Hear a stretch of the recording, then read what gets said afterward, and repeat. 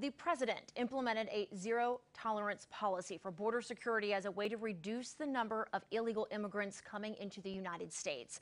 The policy included family separations. In fact, we know right now several hundred children remain separated from their parents. So do you believe this was an effective tool to discourage illegal immigrants from coming into the United States? Governor, we begin with you. Sure.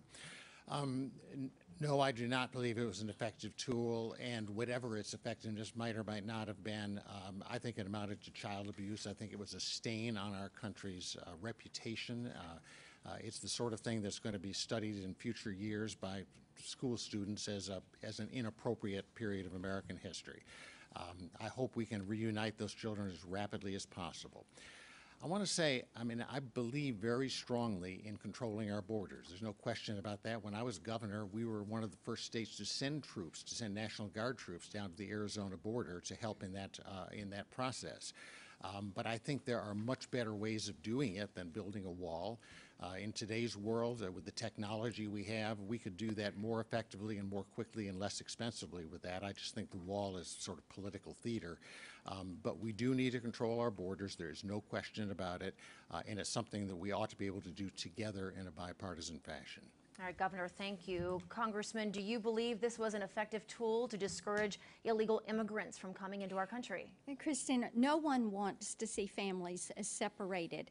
And actually, this is an issue that I raised in 2014 when I visited some of these facilities and brought to the attention the problems with the DACA program and the problems with some of these families. Now, I tell you where a zero-tolerance policy is working. We have found that there are fewer drugs coming across that southern border. This is news that was released today.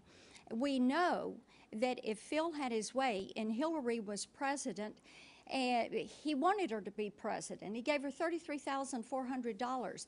And the Democrats have advocated for open borders, for abolishing ICE. We need to secure that border. He thinks that building the wall is political theater. Let me tell you something. Tennesseans want to see that wall built because open border policies have made every town a border town and every state a border state. Certainly in Tennessee, we see.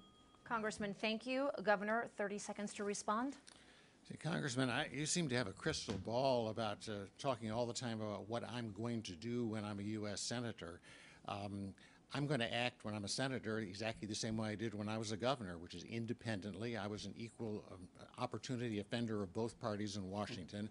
I think we need some of that independence, just looking at issues individually and trying to decide what the best solution is, and stop with all this ideological stuff and trying to set people against each other on these kinds of issues. It's time to get beyond that in this country, and immigration is a perfect example. Governor, thank you. Congressman, response? Yes, we know that what the Democrats have tried to do is push to abolish ICE. We know that these open border policies are something that have allowed MS-13 gangs into our communities. They make our communities less safe. Sex trafficking, human trafficking, drug trafficking. And this is something that Washington Democrats have pushed, a policy that they have pushed. Abolish ICE. Open up the borders.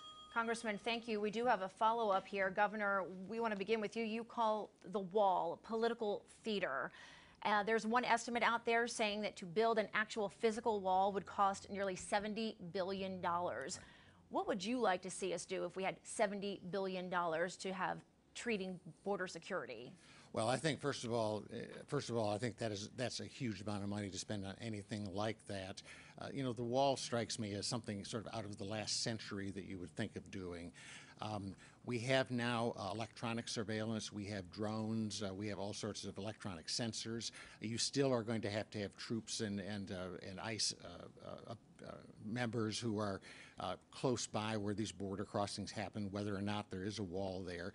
I would put the money into much more sophisticated kinds of electronic, more modern technology.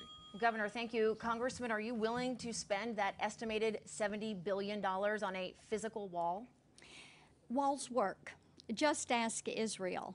And when you look at the impact on our nation of an open border and drug trafficking, sex trafficking, human trafficking, you know it is imperative that we protect this country and that we secure that southern border. It is not political theater to talk about building a wall and protecting this nation. Now, when Phil was governor, he gave driving certificates to 51,000 illegal aliens, made our state a haven. So, Congressman, are you willing to spend $70 billion for that wall?